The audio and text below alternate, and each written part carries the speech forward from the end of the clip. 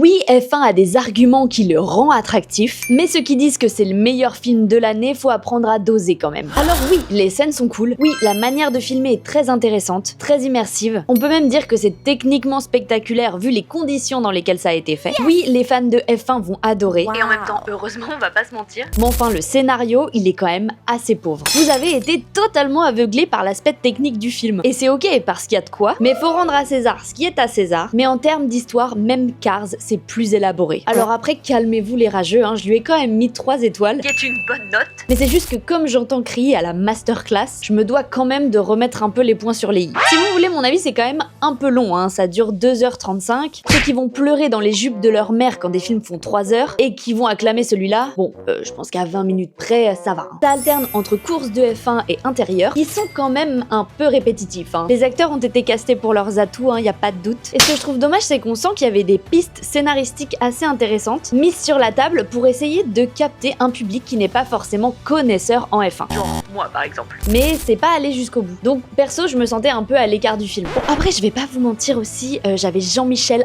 insupportable à côté de moi. Et c'était une AVP plutôt privée influence. Le mec s'est barré au bout d'une heure, mais heureusement, j'en pouvais plus là avec son bracelet Porsche et son sac Louis Vuitton, à 2 doigts de me donner des coups parce qu'il cherchait tout le temps des trucs dans son sac. Je sais pas si tu te reconnaîtras, mais franchement, faut revoir ton comportement au cinéma ou en présence d'autres personnes. Bref, ça n'a pas aidé à mon immersion dans le film, ça c'est clair. Après, je te vois venir, Jean-Pascal. Oui, moi j'y connais rien à la F1 et j'ai adoré. Mais grand bien te fasse, et tant mieux pour toi. Mais faut pas prendre ton exemple pour une généralité. Rien que pour les private jokes, les références et les vrais pilotes qu'on peut voir, c'est un film qui s'adresse en premier aux gens qui sont connaisseurs de l'univers de F1. Et c'est pas grave. Bon, quoi qu'il en soit, et peu importe mon avis, je te conseille quand même d'aller le voir. Déjà parce que c'est important de se faire son propre avis, mais aussi parce qu'on a besoin de gens dans les salles de cinéma, et il se trouve que ce film, il va en rapporter beaucoup. Et aussi parce que c'est quand même un film qui se découvre au cinéma. Vraiment, sur ta télé, t'as quand même pas le même effet.